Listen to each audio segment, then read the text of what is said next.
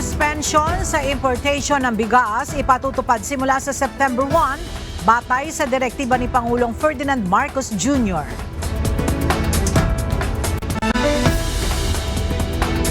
Bilang ng mga Pilipino na walang trabaho noong June 2025, bahagyang nabawasan ayon sa Philippine Statistics Authority.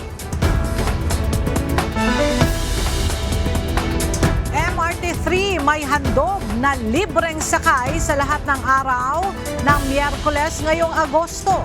National ID gagamiting pass para sa free ride sa MRT. Senado nakatakdang magbotohan ngayong araw para desisyonan kung itutuloy ang impeachment proceedings ni Vice President Sara Duterte. Department of Foreign Affairs handang bigyan ng legal assistance ang Pilipino na naaresto sa Amerika dahil sa umunay pagpapadala ng pondo sa hinihinalang ISIS group.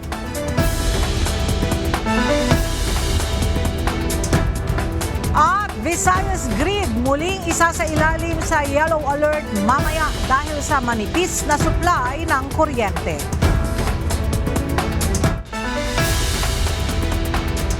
Magandang tanghali mga kasangbahay. Ngayon po ay araw na Miyerkules, August 6, 2025. Tayo po ay sabayang napapakinggan sa Radyo La Verde 1350 ang UNTV Radio. At una sa mga balita ngayong tanghali. Ipinagutos na ni Pangulong Ferdinand Marcos Jr. ang pansamantalang suspensyon sa pag-aangkat ng imported rice simula sa darating na September 1. Ayon sa Pangulo, tatagal ang suspension sa rice importation sa loob ng 60 araw. Layo nito na protektahan ang mga lokal na magsasaka ngayong panahon ng anihan at upang maiwasan na malugi mula sa bagsak presyo ng palay. Inilabas ni PBBM ang direktiba matapos ang konsultasyon sa mga miyembro ng gabinete na isinagawa sa sidelines ng 5 araw na state visit nito sa India. Ayon pa sa Presidential Communications Office of PCO, naniniwala rin ang Pangulo na hindi pa panahon para talakayin ang pagtataas sa ipinapato na taripa sa imported rice. Sinaksihan kahapon ni Pangulong Ferdinand Marcos Jr. at Indian Prime Minister Narendra Modi ang palitan ng mga bilateral agreements sa pagitan ng Pilipinas at India. Formal na inanunsyo ni Pangulong Marcos Jr. ang strategic partnership sa pagitan ng dalawang bansa. Ang India ang ikalimang opisyal na strategic ally ng Pilipinas kasunod ng Japan, Australia, South Korea at Vietnam.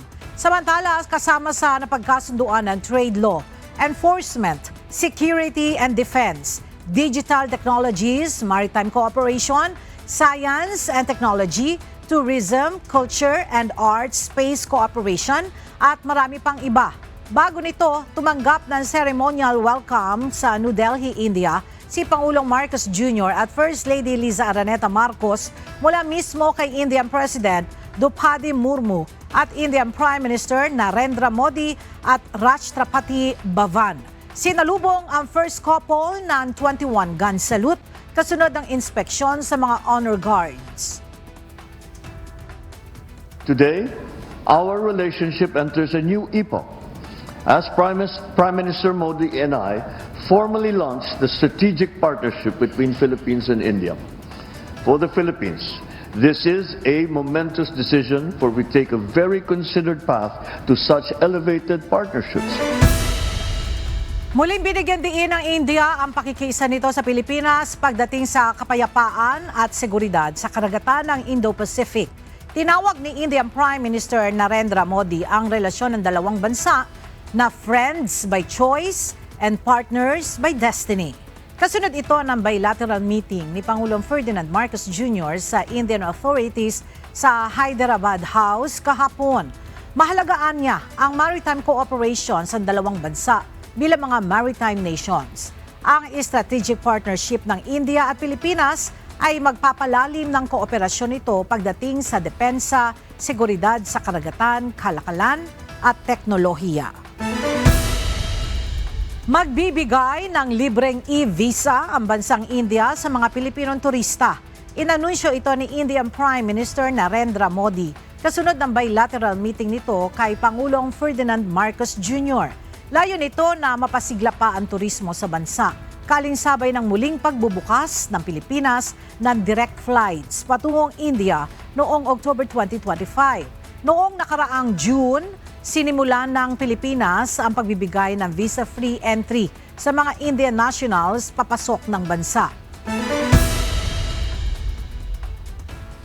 Nilagdaan ni Pangulong Ferdinand Marcos Jr. ang Government Optimization Act of Republic Act 12231 na nagbibigay ng kapangyarihan sa Pangulo para magsagawa ng reorganization o streamlining sa mga ahensya ng gobyerno. Sa ilalim ng batas na prioridad ng Legislative Executive Development Advisory Council o LEDAC, maaaring palakasin, pagsamahin o tanggalin ng Pangulo ang isang ahensya o function nito. Isinusulong din nito ang pag-aalis ng duplication, mas simpleng procedure, digitalization at e-governance. Nilagdaan ng Pangulo ang batas bago siya lumipad patungong India para sa 5 araw na state visit noong Lunes. Bahagyang nabawasan ang bilang ng mga Pilipinong walang trabaho para sa buwan ng Hunyo ngayong taon. Base sa latest report ng Philippine Statistics Authority o PSA, bumaba sa 1.95 million ang bilang ng mga Pilipinong walang trabaho noong June 2025 na mas kakaunti kumpara sa mahigit 2 billion noong May 2025. Samantala, naitala naman sa 96.03% ang employment rate noong buwan ng Hunyo ngayong taon na bahagyang mas mataas kumpara sa 96.1% noong May 2025. Muling isa sa ilalim sa yellow alert ang Visayas Grid ngayong araw na Miyerkules, August 6. Base sa advisory ng National Grid Corporation of the Philippines o NGCP, iiral ang yellow alert sa Visayas Grid mamayang alas 3 hanggang alas 4 ng hapon. Gayun din mamayang alas 5 ng hapon hanggang alas 7 ng gabi. Sa ngayon ay nasa 2,538 megawatts ang available capacity ng power supply sa Visayas Grid, habang nasa 2,369 megawatts naman ang peak demand. Nangangahulugan ito na manipis ang supply ng kuryente sa grid at hindi nawawala ang posibilidad ng brownout. Sa ngayon ay ilang planta pa rin ang kuryente sa Visayas Grid ang naka-force outage. Samantala, nananatili namang nasa normal ang kondisyon ng Luzon at Mindanao Grid. Good news para sa mga commuter, magkakaroon ng libreng sakay ang MRT-3 para sa lahat ng mga pasahero tuwing araw ng Miyerkules ngayong Agosto. Kinakailangan lamang na ipresenta ng mga pasahero ang kanilang national ID sa pagsakay sa tren, mapa-physical ID, printed sa papel o digital copy. Iira lang libreng sakay ng alas 9 hanggang alas 11 ng umaga. Gayon din ang alas 6 hanggang alas 8 ng gabi ngayong August 6, 13, 20 at 27. Ang libreng sakay ay alinsunod sa direktiba ni Pangulong Ferdinand Marcos Jr. na mapalaganap ang paggamit ng national ID para mapadali ang mga transaksyon.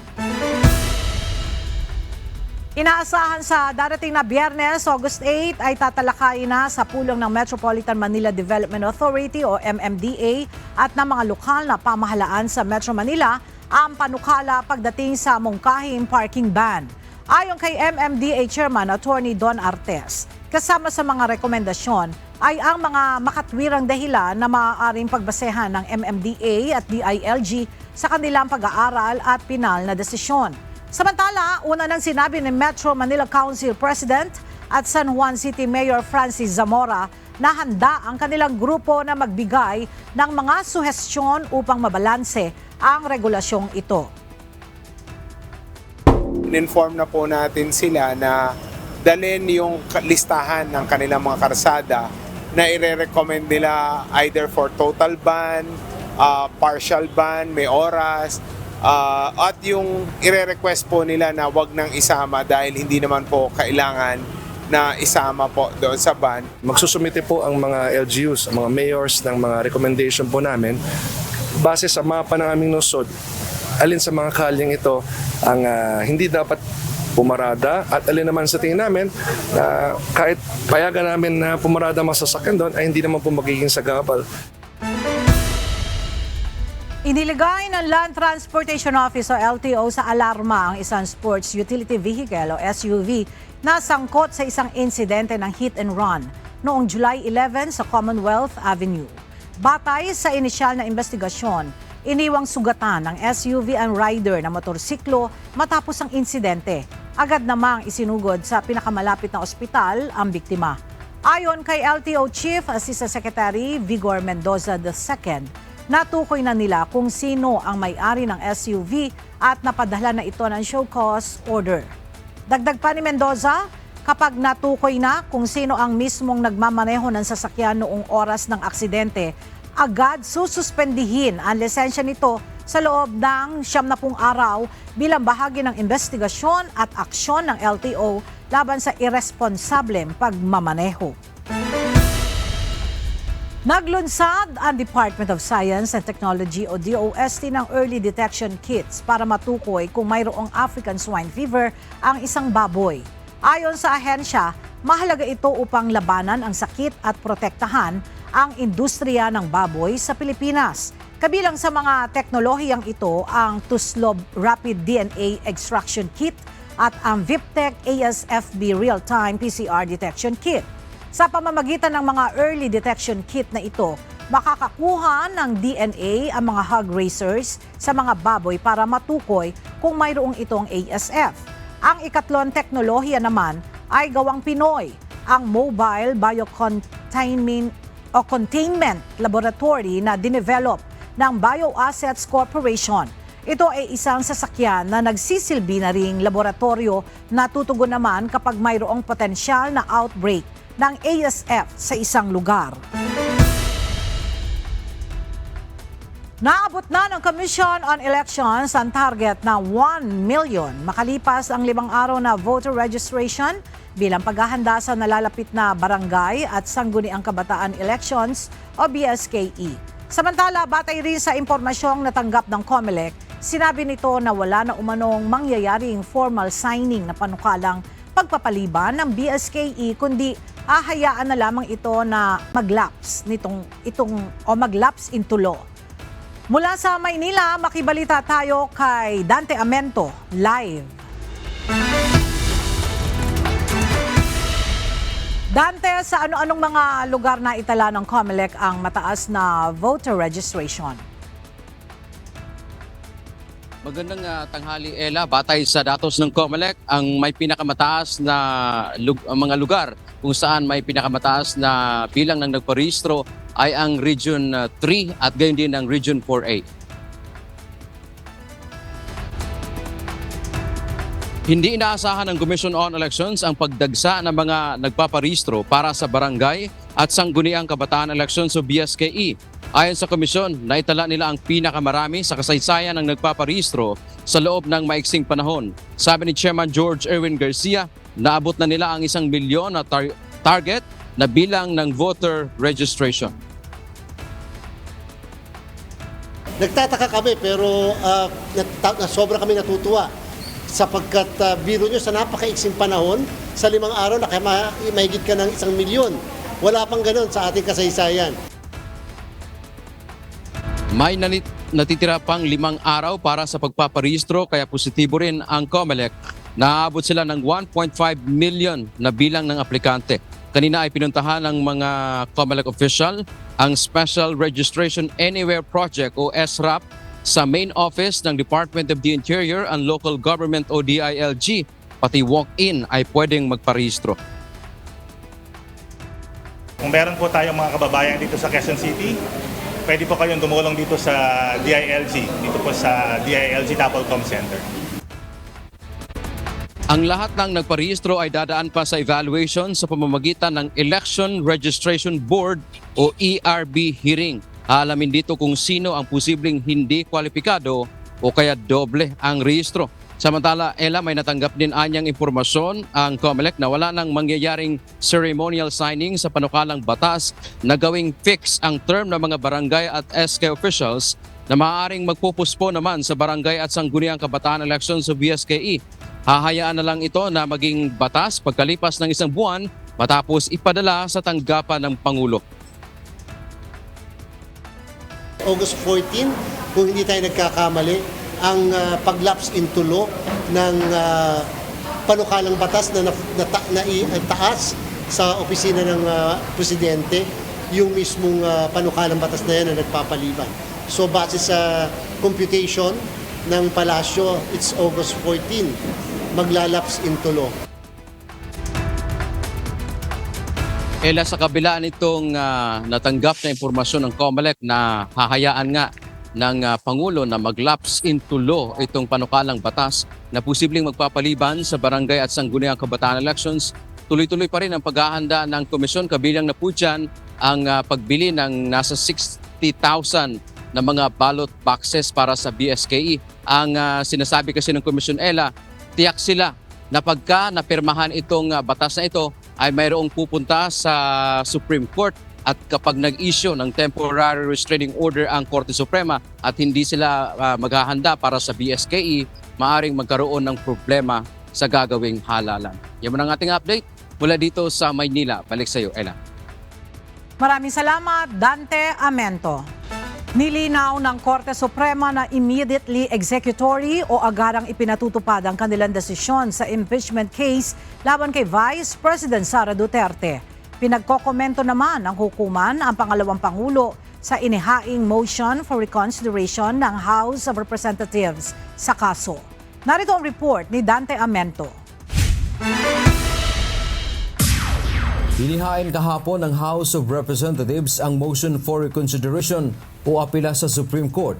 Hiniling ng Kamara na baliktarin ang pagdedeklara ng hukuman na unconstitutional ang articles of impeachment laban kay Vice President Sara Duterte dahil sa paglabag sa one-year bar rule at due process.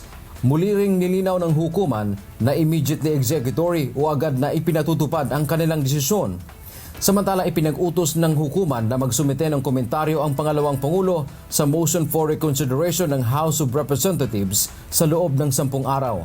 Ayon naman sa abogado ni VP Sara na si Attorney Michael Poa, susundin nila ang kautusan ng Supreme Court.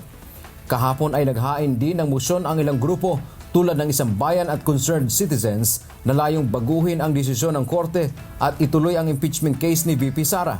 Naniniwala ang Isang Bayan na hindi imposibleng baliktarin ng kataas-taasang hukuman ang desisyon. Ito ay sa kabila ng unanimous ang desisyon sa kaso ng Vice Presidente.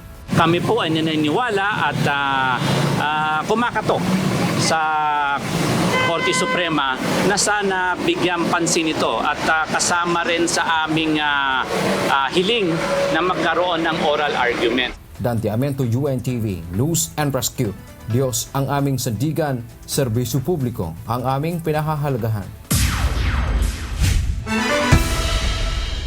Nanawagan ang ilang kongresista sa Senado na huwag madaliin ang desisyon sa impeachment case ni Vice President Sara Duterte. Ito ay matapos ihain ng Kamara sa Supreme Court ang motion for reconsideration kaugnay ng ruling sa impeachment case laban kay VP Sara. Ngayong Miyerkules, August 6, nakatakdang talakayin ng Senado ang issue ng impeachment. Kasunod ito ng ruling ng Korte Suprema na nagdedeklara ng unconstitutional ang articles of impeachment na iniendorso ng Kamara. Ayon sa ilang kongresista, taong bayan ang talo sa agarang pagsasantabi ng kaso.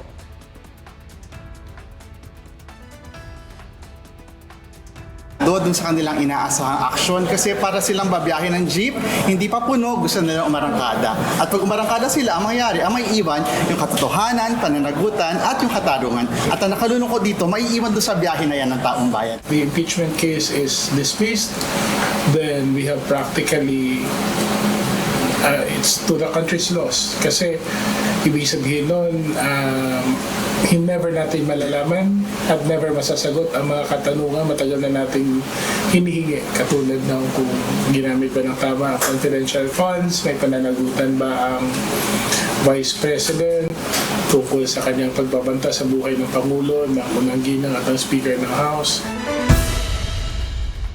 Inaasahang magbobotohan mamaya ang mga senador kung itutuloy pa ang impeachment proceedings kay Vice President Sara Duterte. Sa gitna ito ng mga panawagan na ipagpaliban ang pag-aksyon ng Senado habang sinusubukan ng mababang kapulungan ng Kongreso na kumbinsihin ang Korte Suprema na baliktarin ang desisyon nito na nagpapawalang bisa sa Articles of Impeachment. Mula sa Senado, narito ang report ni Asher Cadapan Jr. live.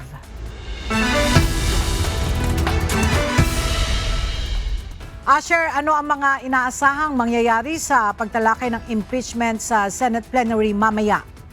Ella, mahaba at mainit na debate ang inaasahan na mangyayari bago ang botohan para sa pagpapasya ng Senado kaugnay nga ng usapin ng impeachment case ni Vice President Sara Duterte. Heated debates. Ito ang inaasahan ni Senador Erwin Tulfo sa pagtatalakay ng Senado sa impeachment sa plenaryo mamaya. Sa gitna ito ng panawagan ng House of Representatives na hintayin muna ang magiging desisyon ng Supreme Court sa apela ng Kamara kaugnay ng SC ruling sa impeachment. Ngunit paliwanag ng nakababatang Senador Tulfo, napagkasunduan na itong pagbotohan ngayong araw. Maaari naman anya silang sumunod pa rin naman sa Korte Suprema sakaling may ilabas itong bagong desisyon. I think sa botohan ng mga pag-uusapan sa plenary, pero I believe ang last na pag-usapan, the decision was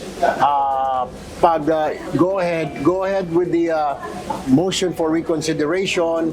If Supreme Court will change its mind, and then Supreme Court said go ahead with the impeachment trial, then the Senate will abide now according to our caucus last time. Para naman kay Senador Ronald Bato de la Rosa, maaring hindi na rin magkaroon ng mainit na debate kung mayroon ngang nasa 20 boto na pabor sa pagsunod ng mga mga senador sa SC ruling. Para sa akin there's no need for debates. Bakit pagdebatihan yan, nagsalita ng Supreme Court Ha? Nagdesisyon ng Supreme Court, bakit magdebate pa tayo? Di ba? Sa akin, hindi ako lawyer, as I've said, pero naniwala ako that nobody is supreme and above the Supreme Court except God. God lang. Binigyan din naman ni Senador Amy Marcos na hindi maaaring basta na lang piliin ng impeachment court o ng Senado ang ilang bahagi ng desisyon ng Korte Suprema na nais nilang sundin. Kung hihintayin pa anya ang resolusyon ng MR, sinabi ng senadora na taliwas na ito sa pagrespeto sa immediately executory portion sa desisyon ng kataas-taasang hukuman. At mas malalapaan niya ito mas malalapaan niya rito ay ibababa ang pagtrato sa desisyon na gaya lang ng Temporary Restraining Order o TRO o kaya ay status quo ante-order na hindi intensyon ng Supreme Court. Mataas anya ang posibilidad na ang mabaligtad ang isang MR ng unanimous o magkakaisang desisyon ng Korte Suprema habang hindi rin garantiya na hindi rin magfa-file ng MR si Vice President Sara Duterte. Sa kalalabas lang na pahayag ni Senador Panfilo Ping Lacson ay sinabi nito na nananatili at hindi magbabago ang kanyang posisyon na respetuin at hindi suwayin ang SC ruling sa impeachment ni VP Sara. Ngunit sang-ayon nito na napakaganda ng pagkakasulat ng motion for reconsideration ng Kamara, maging ang mga argumento nito kung bakit kailangang tingnan muli ng Korte Suprema ang kaso. Ayon naman batay sa kanilang ayon naman kung tungkol naman sa Senate debate, dapat anyang maghulos dili at pinakamabuti ay maghintay ng pinal na SC rule sa issue. Yan ang latest dito sa Senado. Balik sa iyo, Ella. Maraming salamat, Asher Cadapan Jr. Nagtipon-tipon ang iba't ibang grupo sa harap ng Senado ngayong araw, ilang oras bago ang nakatakdang botohan sa Senado kung itutuloy o hindi ang impeachment trial laban kay Vice President Sara Duterte. Mula sa Pasay City, ang detalye sa report ni Jed Naresina, live.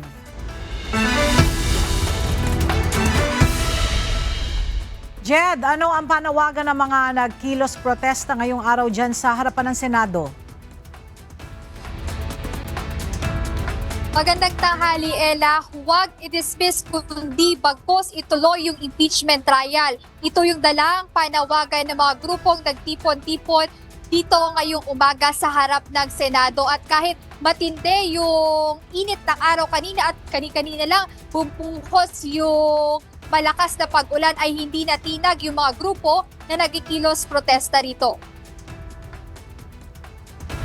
Panawagan ng mga nagpo-protesta, dapat matuloy ang paglilitis upang mapanagot ang pangalawang Pangulo sa mga reklamo laban sa kanya. Ayon kay Kiko Aquino D., co-convener ng Tindig Pilipinas, na isa sa grupo na nagkilos protesta ngayong araw, babantayan nila ang nakatakdang talakayan at botohan sa Senado tungkol sa impeachment case ni VP Duterte. Ang grupo namin, ang panawagan ay huwag i-dismiss kung itutuloy nila game, pero kung ipagpapaliban din nila, okay, at least nag-comply din, ginagalang din nila yung panig ng mga naghain ng motions for reconsideration. Ngunit sa kabila ng tatlong posibleng mangyari mamaya, binigyang diin ni D na huwag sanang i-dismiss ang issue. Ngunit kung sakaling ipagpaliban naman ito ng Senado, ay okay lang din sa kanila, lalo na at may pending motions pa sa Korte Suprema. Mahalaga aniya para rin sa Supreme Court na madinig lahat ng argumento, ebidensya at pansinin ang facts na nakapaloob sa motion for reconsiderations na inihain sa Korte. Mahalaga rin para naman sa Senado na dinggin o tingnan ang mga ebidensya laban kay Vice President Duterte at magkaroon sila ng pinal na desisyon kaugnay nito. Sa kabila naman ng unanimous decision last time ng Supreme Court, umaasa sila na magbabago pa ito, lalo na at may mga bagong nasa paninindigan pa ng grupo na nagkilos protesta na maraming argumento at ebidensya na dapat makonsidera, kaya hindi dapat i-dismiss ang impeachment trial ni VP Duterte. Elas sa mga oras na ito ay halos katatapos lang noong programa ng mga grupo na nagkilos protesta dito sa harapan ng Senado, at kahit pa sila ay paalis na o tapos na yung programa nila ngayong araw dito, ay sinabi nila na babantayan o papanoorin nila yung magiging debate or pagbobotohan ng Senado kaugnay doon sa impeachment case ni VP Duterte. At mamayang hapon, inaasahan na may another batch or another group pa na magkikilos protesta kaugnay pa rin dito sa impeachment trial ng pangalawang Pangulo. Ayan muna update. Balik sa'yo, Ella. Maraming salamat, Jed Naresina. Hiniling ng ilang kongresista sa Senado na irespeto ang motion for reconsideration ng Kamara sa Supreme Court kaugnay ng impeachment case. Sa gitna ito ng napipintong desisyon ng Senado sa Articles of Impeachment laban kay Vice President Sara Duterte na idineklara ang constitutional ng Supreme Court. Mula sa House of Representatives, may report si Rosalie Coz live.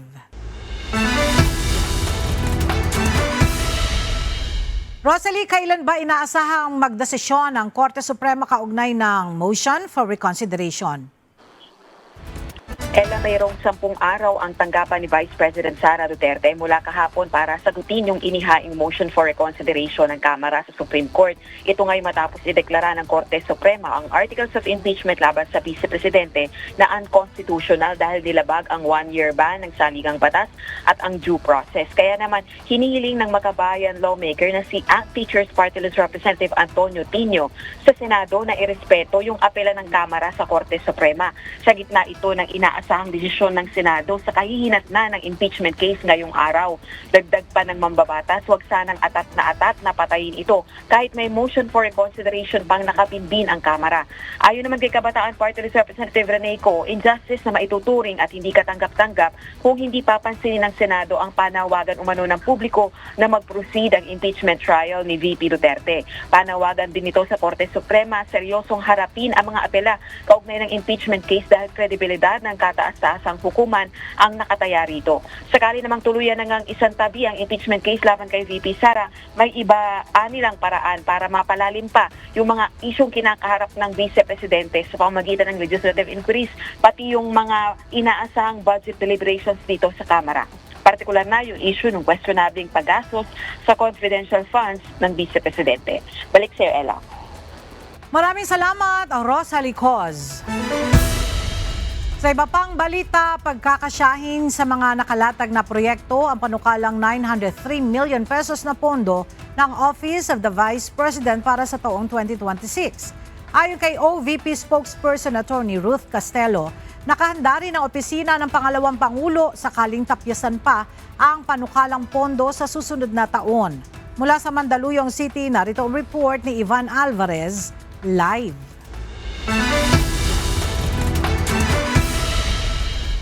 Ivan, paano pagkakasyahin ng OVP ang budget para sa taong 2026? Yes, Ella, ayon kay Office of the Vice President spokesperson Attorney Ruth Castelo, naka-allocate na yung proposed 903 million budget for 2026 sa mga programa ng OVP at gagamitin nila ang pondo kung hanggang saan ang kaya nitong abutin. Tiniyak ng Office of the Vice President na walang confidential funds at mapupunta lahat ang pondo sa mga proyekto gaya ng disaster preparedness, relief operations at financial assistance ang OVP budget para sa taong 2026. Mula sa 733 million pesos ngayong 2025, umangat sa 903 million pesos ang proposed budget para sa susunod na taon. Ayon kay Attorney Castelo, gagamitin ito bilang pandagdag sa pondo sa mga programa ng OVP. Gaya na lamang ng disaster operations kung saan gagawing 56 million pesos ang pondo sa 2026 mula sa kasalukuyang higit na 30 million pesos. Anya, ito ay upang tugunan ang epekto ng inflation pati na rin karagdagang personnel na kailangan para sa lumalaki pang programa. Pagkakasyahin natin ulit kung ano yung makakayang programa for until the 12th month, until December, but we also accept assistance from the private sectors. Dagdag pa nito, maayos na dinodocument ang mga donasyon na nanggagaling mula sa mga private sector at stakeholder. Paglilinaw ni Attorney Castelo, hindi tumatanggap ang OVP ng financial o cash donations mula sa mga ito, kundi tanging in-kinds lamang. Ella, pagtitiyak ni OVP spokesperson Attorney Castelo, sakali mang bawasan pa itong proposed 903 million budget para sa 2026 ay walang magbabago sa kanilang mga operasyon at tuloy-tuloy ang mga programa ng Office of the Vice President. Yan muna ang update mula dito sa Mandaluyong City. Balik sa inyo dyan, Ella. Maraming salamat, Ivan Alvarez. Ipinananawagan ni Cagayan de Oro 2nd District Representative Rufus Rodriguez sa plenaryo ng Kamara ang tuluyang pagbabawal sa online sugal. Pinuna rin ng kongresista ang ilang personalidad na nagpo-promote pa ng online gambling sa social media. Ang detalye sa ulat ni Rosalie Coz. Nadagdagan pa ang bilang ng mga kongresistang nagsusulong na tuluyang ipagbawal ang online sugal sa bansa. Hapon ng Martes, August 5, nanawagan sa plenaryo ng Kamara si Cagayan de Oro 2nd District Representative Rufus Rodriguez para manindigan at magkaroon ng total ban sa online gambling. We must act decisively for the 4 families in the barangays, for the children lured by flashy apps, for the victims of digital vice. We owe it to them to unequivocally, absolutely, and completely ban all forms of online gambling now. Walang katumbas na pera ang buhay ng isang tao o ang saya ng isang pamilya. Huwag na nating dagdagan pa yung mga nawawalang sabongero. Sa mga bilyonaryong kumikita ng online gambling, tama na. Mahiya din kayo. Bukod dito, pinuna rin ng kongresista ang ilang personalidad na nagpo-promote pa ng online sugal sa social media. Nakakabahala umano ito. We see celebrities, influencers, even beauty queens endorsing apps like Bingo Plus, Arena Plus, OkiBet, and StakeCom, enticing millions of Filipinos with promises of instant riches. As of this year, over 15 top 15 top Filipino celebrities are directly or indirectly promoting gambling platforms. Nakatakdang ihain ni Congressman Rodriguez ang isang panukalang batas para ipagbawal ang online sugal. Bukod sa kanya, may ilan pang mambabatas na unang naghain ng panukala upang tuluyan ng iban o kaya ay i-regulate ang online gambling sa bansa. Bago ito, ipinahayag ng Malacanang na nais ni Pangulong Ferdinand Marcos Jr. na magsagawa muna ng masusing pag-aaral sa isyu ng online gambling. Rosa Licoz, UNTV News and Rescue. Diyos ang aming sandigan, serbisyo publiko ang aming pinahahalagahan. Mahigit 1 bilyong pisong pondo ng Government Service and Insurance System o GSIS ang ipinuhunan umano sa online gambling. Ito ang nais-imbestigahan ng Senado matapos maisiwalat ang hindi umano pagsunod sa mga alituntunin ng liderato ng GSIS. Ang detalye sa report ni Asher Cadapan Jr. Walang ingat at questionableng investment decisions ng mga liderato ng Government Service Insurance System o GSIS. Ganito ay sinilarawan ni Senador Risa Ontiveros ang aniyay pagwaldas ng pera ng GSIS na ikinakalta sa sweldo ng mga pampublikong manggagawa. Paliwanag ng mambabatas, ang investments ng GSIS ay dapat alinsunod sa mga regulasyon para sa milyon-milyong Pilipino na umaasa sa pensyon at iba pang benepisyo nito. Ngunit 7 opisyal anya ng GSIS ang sinuspinde dahil sa pag-invest sa online gambling sa gitna ng mga panawagan laban sa masasamang epekto nito sa lipunan. Ang problema, mukhang ang mismong liderato pa ng GSIS ang hindi sumusunod sa mga alituntunin na iyan. In recent weeks, new articles have started to shine light on the 1 billion peso investment of GSIS in online gambling platform DG Plus. You heard that right, Mr. President and dear colleagues. Pinaka-nakakagulat sa lahat, nag-invest ang GSIS, naglagpas 1 bilyong piso sa online sugal. Bukod dito, milyon-milyong piso din ang na-invest ng GSIS sa 3 pa umanong kumpanya na pawang may mga red flag o babala ng kapanganiban. Kaya naman nanawagan ng Senadora at iba pang mga kasamahan nito ng agarang aksyon mula sa mataas na kapulungan ng Kongreso. Mr. President, I move that we refer the previous speech of Senator Risa Ontiveros and all the interpellations and manifestation thereon to the Committee on Government Corporations and Public Enterprise. So move, Mr. President. Any objection? There being none, motions approved. Asher Cadapan Jr., UNTV News and Rescue. Diyos ang aming sandigan, serbisyo publiko ang aming pinahahalagahan. Tiniyak ng Department of Foreign Affairs na patuloy nilang minomonitor ang development sa kaso ng isang Filipino green card holder na ikinulong ng US authorities sa Long Beach, California noong August 1, 2025. Kinilala ang Pinoy green card holder na si Mark Lorenzo Villanueva, 28 anyos na inaresto sa Amerika dahil sa umunay pagpapadala ng pondo sa hinihinalang ISIS terrorist group. Batay sa batas ng Amerika, isa itong uri ng matinding paglabag dahil banta ito sa national security. Siniguro naman ng DFA na nakikipag-ugnayan sila sa consular office sa Amerika at handa silang magbigay ng kaukulang legal assistance kung kinakailangan. Kinumpirma ng Consulate General ng Pilipinas sa Hong Kong na nasawi ang isang 35 anyos na Pilipinong turista matapos itong masangkot sa isang vehicular accident sa Tsuen Wan West, Hong Kong kahapon, August 5, 2025. Nasa Kwai Chung Public Mortuary na ang labi ng biktima habang nasa kustodiya naman ng pulisya ang taxi driver na nakasagasa sa Pilipino. Tinutulungan na ng Konsulado ng Pilipinas sa Hong Kong ang pamilya ng biktima upang ayusin ang pagpapauwi ng mga labi ng biktima. Patuloy namang iniimbestigahan ng mga otoridad sa Hong Kong ang insidente. Tinulungan ng Philippine Navy ang isang fishing boat na stranded sa laot dahil sa nasirang makina.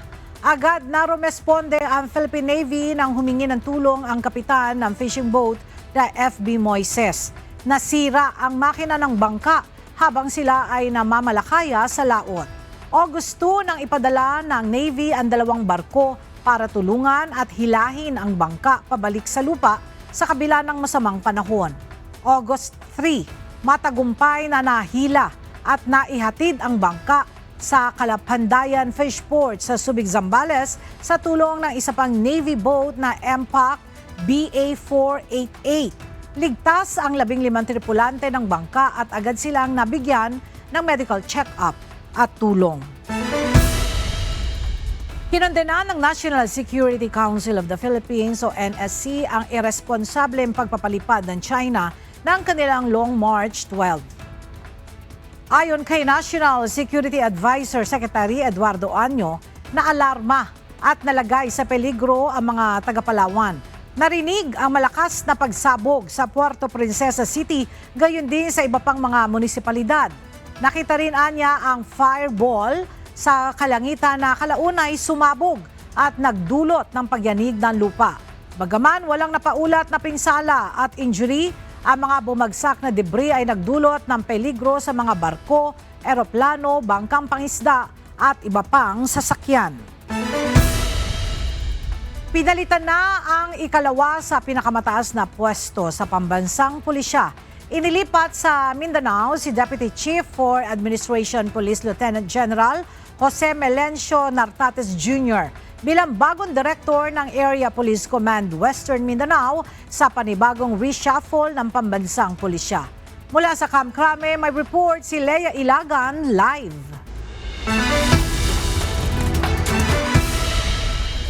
Lea, ano ang detalye nitong panibagong balasahan sa PNP? Itong si Lieutenant General Bernard Banacca ang ipinalit kay Lieutenant General Jose Melencio Nartates Jr. bilang bagong Deputy Chief for Administration o yung number 2 man ng Philippine National Police. Habang si General Nartates naman ang ipwinesto sa dating posisyon ni General Banac bilang Direktor ng Area Police Command Western Mindanao. Wala pang paliwanag ang pambansang pulisya hinggil sa pagpapalit ng pwesto ng 2 mataas na opisyal ng PNP. Ang reshuffle ay epektibo pa kahapon, August 5, 2025. Si General Banac ay dating naging hepe ng Public Information Office ng pambansang pulisya. Si General Nartates at General Banac ay magmista at parehong mula sa Philippine Military Academy, Sanglao Diwa Class of 1990. Alright, maraming salamat, Lea Ilagan. Nananatiling problema sa mga paaralan ng bullying sa kabila ng mga paalala at patakaran laban dito. Kaya hiling ng mga guro ang pagkakaroon ng guidance counselor sa mga paaralan na tutok sa mga pangangailangan ng mga estudyante. Ang detalye sa report ni Jed Naresina. Matagal nang panawagan ang pagkakaroon ng guidance counselors na tutulong sa mga kabataan. Ayon sa Alliance of Concerned Teachers, ito ay dahil hindi sapat ang kasalukuyang bilang ng mga guidance counselor para matugunan ang lumalalang problema sa paaralan, gaya na lang ng bullying o pang-api sa mga estudyante. Una-una, ang kalagayan kasi ngayon, one guidance counselor in 14 to 15,000 students. So imagine mo yan, no? Kaya nga kami, ang rekomendasyon namin in every one guidance counselor, ang idea talaga kahit sa international standard is 250 lamang. No? Binigyang diin ni Vladimir Ketua na isang guro ang kahalagahan ng pagkakaroon ng lehitimong guidance counselors dahil sila aniya ang may kakayahang mas epektibong matulungan ang mga mag-aaral. Mahalaga talaga yung guidance counselor na legit, ika nga talagang yun na natapos niya, no? Kasi talagang siya yung may natapos talaga, no, doon sa profession na ito, no? Siya talaga yung makapagbibigay ng tinatawag nating mga psychosocial advices, support, tapos mga mekanismo, mga gabay talaga, no? Limitado lang din ang magagawa ng mga guro sa pagtugon sa mga kaso ng bullying, gaya na lang sa pagpapasulat sa bata na hindi na niya uulitin ang kanyang ginawa, o kaya naman ay ipapatawag ang magulang upang makausap kaugnay ng nangyari. Kaya panawagan din ng gurong si Benjo Basas na magkaroon ng full-time na guidance and counseling professionals sa bawat paaralan sa buong bansa. Ang panawagan namin, dapat full-time itong trabaho. Dahil kaming mga teacher, pwede kaming, we could serve as guidance counselor from time to time, no? Or magbigay ng guidance and counseling session sa mga bata, that would be very limited. Limited in terms of time and limited of course in terms of skills. No? So dapat talaga mayroong mga dedicated na personnel tayo, no, ng mga guidance and counseling professionals. Para sa Alliance of Concerned Teachers at Teachers Dignity Coalition, malaking bagay kung magkakaroon ng dedicated na guidance counselors sa bawat paaralan sa buong bansa upang mas epektibong matugunan ang mga kaso ng bullying at iba pang issue sa mental health ng mga kabataan. Jed Neresina, UNTV News and Rescue. Diyos ang aming sandigan, serbisyo publiko ang aming pinahahalagahan. Na-turn over na ngayong araw sa Department of Social Welfare and Development na mahigit sa 1.6 na tonelada ng bigas mula sa Republic of Korea. Ang mga donasyong bigas ay bilang tulong sa mga kababayan natin na sinalanta ng kalamidad. Mula sa Pasay City may report si Mia Alonzo live.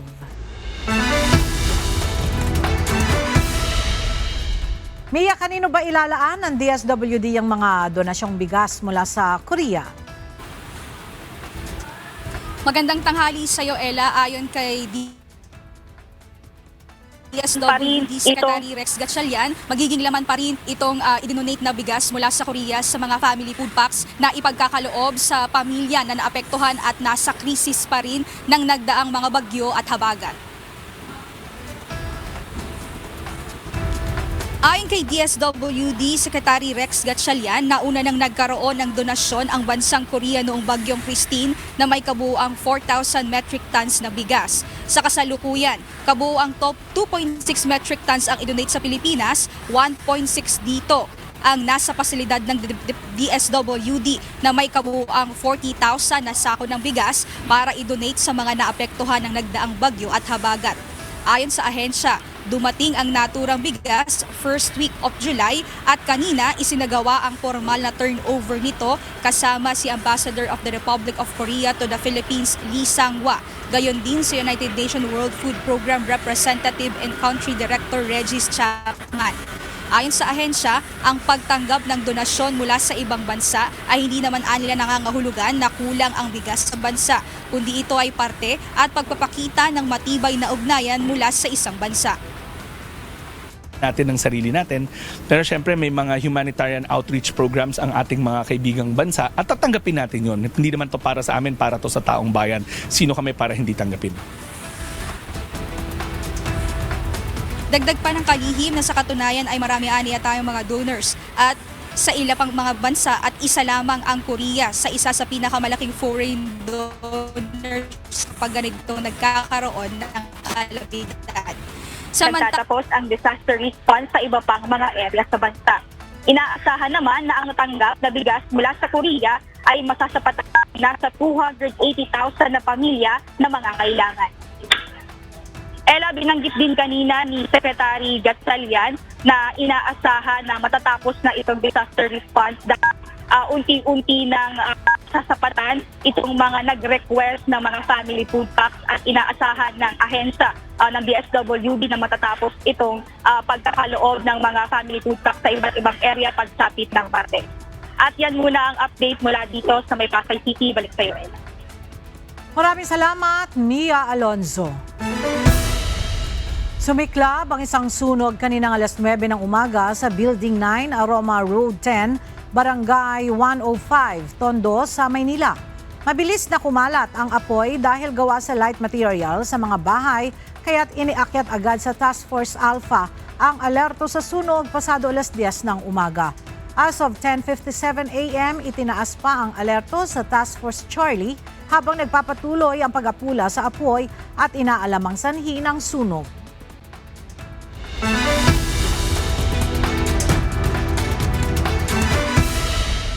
Isang lalaki ang hinimatay habang nagtatrabaho sa Cainta, Rizal ang tinulungan ng UNTV News and Rescue. Samantalang isang senior citizen naman ang sugatan matapos maaksidente sakay ng kanyang motorsiklo sa Bohol ang nirespondehan rin ng rescue team ng UNTV. Narito ang report ni Lizelle Nael. Yes, ma'am. Pwede kami nga humingi ng tulong magpaparesponde lang ng kapiudan. Sige po. Ano po status pala ng pasyente? Ano nawala ng malay. Sige po. On the way. Salamat po. Isang tawag ang natanggap ng UNTV News and Rescue Team mula sa Barangay San Juan Rescue tungkol sa isang lalaki na nawala ng malay sa kanilang bahay sa Greenland Executive Village, Barangay San Juan, Cainta, Rizal, mag-aalauna ng madaling araw, August 5. Ayon sa asawa ng lalaki, nakaupo ito sa harap ng kanyang computer habang nagtatrabaho online nang bigla na lamang itong manghina at bumagsak sa sahig. Buti na lamang at naalalayan niya ito at hindi nabagok ang ulo sa sahig. Ilang sandali pa ay nagkaroon naman ng malay ang biktima. Nararamdaman nyo ngayon? Nahihilo po, walang masakit. Inassess ng team ang vital signs nito at inalalayan hanggang sa maihatid ito sa Medical City sa Pasig upang mabigyan ng karampatang atensyong medikal. Relax na sir ha, relax na sir ha.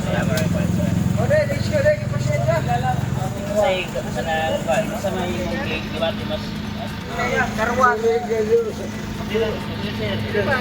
Relax lang eh. Sugatan ng 60 anyos na lalaki matapos sumemplang ang kanyang motorsiklo sa Alegria Sur, Luway, Bohol, madaling araw noong August 5. Nagtamo ang pasyente ng mga gasgas sa kanang pisngi, sa kaliwa at sa kanang kamay at may maliit na hiwa sa ibaba ng panga. Agad namang nilapatan ng pangunang lunas ng grupo ang biktima. Ayon sa kasama ng matanda, galing anya sila sa lamay ng maaksidente at sumemplang ito sa madilim na lugar. Wala naman itong angkas at magkasunod lang silang nagbibiyahe pauwi ng bahay. Agad nilapatan ng first aid ang pasyente ng rescue team. Matapos lapatan ng pangunang lunas ang biktima ay tumanggi na ang kamag-anak nito na ipadala sa ospital. Lizel Nael, UNTV News and Rescue. Diyos ang aming sandigan, serbisyo publiko ang aming pinahahalagahan.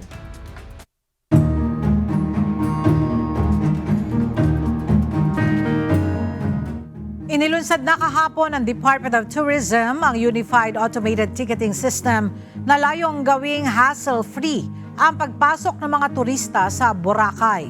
Sa pamamagitan ng Let's Go Up, maaaring bayaran online ang terminal fee, environmental fee at boat fee gamit ang desktop o mobile phone. Kailangan lang magbayad na 35 pesos na convenience fee. Kapag nakabayad na, mag-generate ang app ng QR code na ipapakita na lang sa Katiklan Port. Para naman sa mga walang gadget o di marunong sa online payments, may mga available na kiosk sa mismong pantalan. Mula sa dating 30 hanggang 45 minutong pila, inaasahang mas bibilis sa 15 minuto ang proseso sa tulong ng bagong sistema. Sinaksihan ngayon ni Philippine National Police Chief Police General Nicolas Torre III ang isinagawang simulation exercise ng Bulacan Provincial Police sa Camp Alejo Santos bilang pagtugon sa ipinatutupad na 5-minute response time ng PNP. Mula sa Malolos, Bulacan, makibalita tayo kay Nestor Torres live. Nestor, ano ang nagiging assessment ng PNP Chief sa isinagawang simulation exercise ng Bulacan PNP sa 5-minute response time?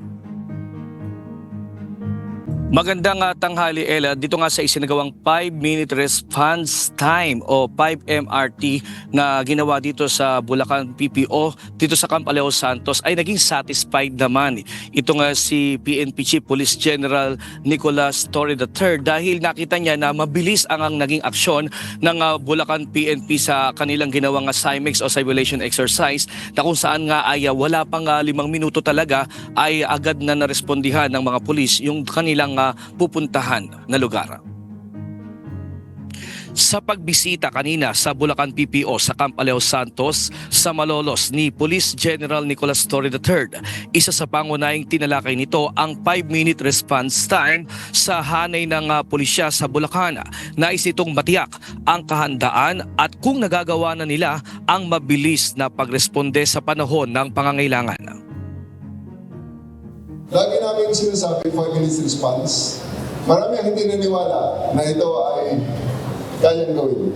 Pero mamaya, again, Kaya po na naman si Colonel Garciliano, ating susubukan. Magbigay kayo ng pangalan, magbigay kayo ng address. Pupuntahan natin sa loob ng 5 minuto, makikita natin dyan sa ating LEDCON kung sino man ang sasabihin. Para matiyak ni Police General Nicolas Torre na epektibo ang 5-minute response time o 5 MRT sa Bulacan PNP, pinangunahan ni Bulacan Provincial Director Police Colonel Angel L. Garciliano at Malolos City Mayor Christian Natividad ang simulation exercise o SIMEX kung saan sa senaryo ay may nangyaring robbery hold-up sa Calero Elementary School sa Malolos. Sa pamamagitan ng internet at LED wall, sinaksihan naman ng mga pulis ang agarang pag-aksyon ng Malolos PNP. Sa loob lang ng mahigit 2 minutes and 33 seconds nga ay agad na nakarating ang PNP sa lugar. Ayon kay PNP Police General Torre, malaga ang 5-minute response para hindi maantala ang pagtulong ng pulisya lalo na sa oras ng may nangangailangan. Bakit 5 minuto? Sapagkat kami naniniwala na sa isang tao na kailangan ng tulong at tumawag sa 911, bawat segundo ng paghihintay is almost a lifetime. But figuratively and literally, sapagkat sila ay hindi naman tatawag sa 911 kung hindi nanganganib ang kanilang buhay. Samantala, Ella, hindi na naman pulis ang nagtungo rito, kasama din yung mga LGUs mula sa iba't ibang mga bayan at syudad kung saan nga isinaksihan din nila yung 5-minute response time na epektibo nga na magagamit nga ng mga pulis lalo na sa panahon ng pagresponde sa mga nangangailangan dito sa probinsya ng Bulacan. At yan muna ang ating latest live mula dito sa Bulacan. Balik sa iyo, Ella. Maraming salamat, Nestor Torres. Idineklara na ang state of calamity sa bayan ng Itogon, Benguet dahil sa epekto ng sunod-sunod na mga bagyo at habagat nitong nakaraang mga linggo. Alinsunod ito sa rekomendasyon ng Municipal Disaster Risk Reduction and Management Council o MDRRMC, bunsod ng malawakang pinsala na iniwan ng mga bagyong Krising, Dante at Emong, gayon din ang patuloy na pag-ulang dulot ng habagat. Batay sa preliminary damage report, umabot sa 19.7 milyong pesos ang pinsala sa infrastruktura, 4 milyon pesos sa agrikultura at 132,000 pesos sa kabuhayan ng mga residente. Aabot naman sa 242 na pamilya ang inilikas sa mga evacuation centers ayon sa Municipal Social Welfare and Development Office. Dahil sa deklarasyon ng state of calamity, mas mabilis nang makakakilos ang lokal na pamahalaan sa paggamit ng pondo at paghahatid ng serbisyo at tulong para sa agarang rehabilitasyon.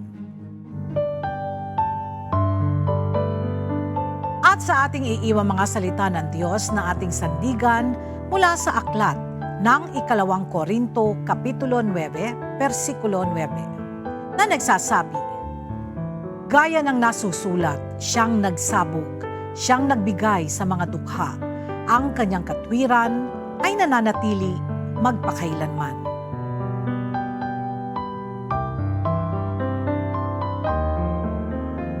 At yan ang mga balitang aming tinutukan at inaksyonan dahil sa aming pagbabalita. Una, ang pagkalinga sa kapwa. UNTVC News, may balita saan man panig ng daigdig. At dito sa UNTV, Diyos ang aming sandigan, serbisyo publiko ang aming pinahalagahan. Magandang tanghali at salamat sa Diyos.